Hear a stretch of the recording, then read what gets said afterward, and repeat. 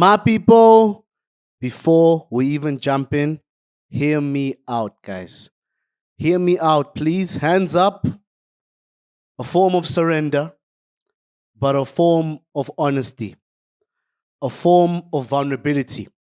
You know, in life, in football, yes, but in life, guys, you're most vulnerable when things are not going your way. That's when your show of character has to come out. And I know it's a difficult time for the Chelsea fan. It's not an easy time, but we have to speak on this. We can't jump to conclusion and run away from certain aspects that we've experienced over the last year, over the last 6 months of sorts, and we can't throw our manager under the bus. Hence, I'm saying, hear me out, guys. I was emotional after the Brighton game. We've had a difficult week, a difficult 2 weeks, perhaps, but we have to break it down and we have to be honest with ourselves. Getting rid of Enzo Maresca is not the solution, guys. It can't be. It really can't. 4 defeats in the last 5 months have been when we get red cards. That being said, we've had 5 defeats in the last 5 months. The only defeat where we didn't get a red card was Bayern Munich. The other ones, Newcastle, Flamengo, Brighton, Man United. We got red cards and we lost those games.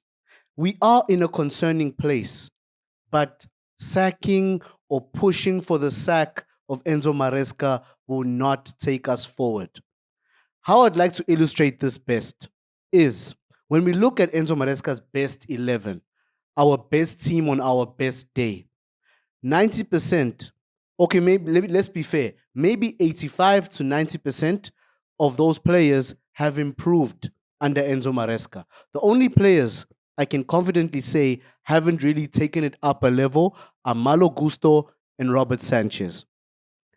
And with that, Robert Sanchez had an amazing Club World Cup, arguably the best goalkeeper in America. We could say that. Malo Gusto is the only other question mark. But you look across the team, Mark Cucurella is a better player under Enzo Maresca. Levi Colwill leaps and bounds under Enzo Maresca. Tosin Adarabayoyo, he's a better player than he was at Fulham. More demand at Chelsea, and he's delivering. Wesley Fofana, it's tricky because of the injuries. Reece James, he's now been fit for some time. I believe he's kept steady. He hasn't declined. If anything, he's bettered his game. He's now learned how to manage his body under Enzo Maresca, avoid injury under Enzo Maresca. Moise Caicedo, you could give credit to the player, but it's under Enzo Maresca that he's improved. Enzo Fernandez, he's better. He's a better box-to-box midfielder. Enzo Maresca stated that they've worked with him in that regard. Cole Palmer, you could debate it. Pochettino's season, breakthrough season, his first season at Chelsea, he was a goal scorer. Coming off the right wing, certain times it'd be a central attacking midfielder. But are we saying that Cole Palmer declined under Maresca? I wouldn't say that. I would say his contribution altered. He changed the way he contributes to the team, and that's Maresca's instruction. Pedro Neto, better under Enzo Maresca. Best goal-scoring season of his career last season under Maresca. Noni Madueke, who's gone on to Arsenal, I believe he became a better player under Enzo Maresca. Esteval, too soon to say. Joao Pedro, too soon to say. But you could say that we've seen great things from Joao Pedro in this short space of time. Nicholas Jackson, I would say he became a better player for spells under Enzo Maresca. But Jackson himself needs to work on Jackson. We could say, if you guys saw recently, even for Bayern, he's still showing the same weaknesses in his game. So, why should we back Maresca? I've said the word Maresca more times than I would have ever expected. This is a young manager. Do we remember before we hired him, before he was brought in by the board, he was a manager that had won the championship with Leicester City. Great campaign, tricky second half to the campaign where they were caught up with, they still won the trophy, but they had a very tricky second half of the championship. Maresca still did it. Maresca arrived at Chelsea. The level of demand, that change that he had to experience, that adaptation, finding that major squad of 50 players plus. We debated it. Do we really have 50 players? We had up to 50 players. And Maresca had to select, inform of who he's going to work with. Some players you could say the board said were selling, but Maresca stayed calm in that situation. He was stern in saying, I'm not going to work with Sterling. I'm not going to work with this player and that player. I am going to work with these players. What I remember also about that time, Levi Colwill was being heavily criticized. We were saying, is Colwill good enough to take us forward? Let's sign a centre back for Maresca. Maresca backed Colwill. Maresca backed Enzo Fernandez.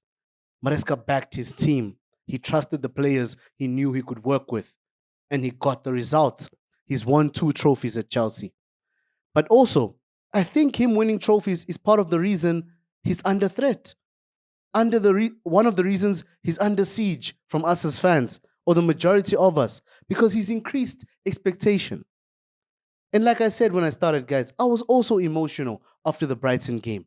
Maresca's been overreacting, the red card situations. But if you look at it in the hindsight of 5 defeats in 5 months, in those 5 defeats, 4 games we got red cards.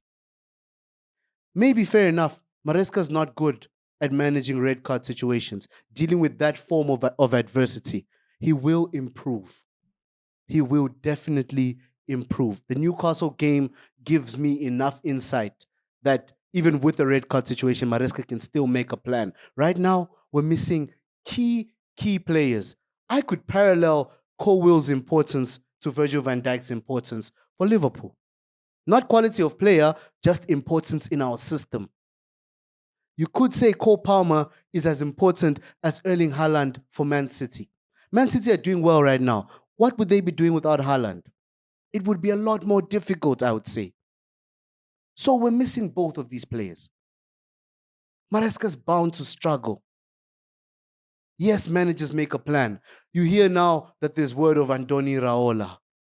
Should we bring in Iraola because Iraola's lost so many players, but he's doing well. Are we really going to parallel Bournemouth to Chelsea?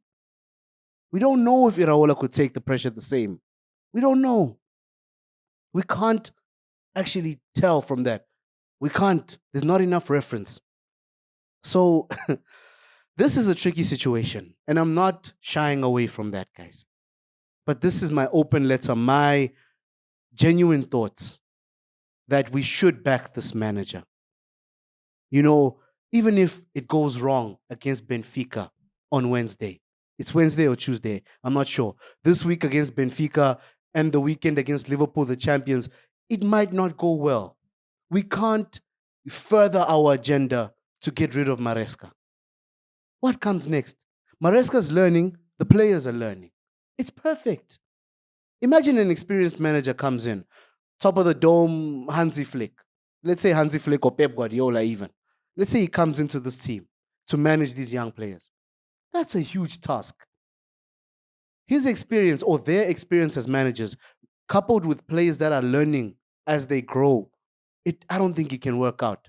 You'd rather have learning on the job, progressing as one. That's what Maresca gives us as a club right now. And I know it's not easy for Chelsea fans because the revolving door has brought success. So it's easy to say, let's bring someone in that will fix us in the short term and we move from there. But we're a different club now. We have a different ownership now. And I appreciate that Ben Jacobs has reported that Maresca has the backing of the board because he deserves it. That's what actually inspired me to step in the studio today, knowing that even in England, we're backing Maresca. So let's back him as a global Chelsea fan base. This is our club. We will get back. We will be back. We need a manager to be backed. And the manager for us is Enzo Maresca. Let's get him up, people.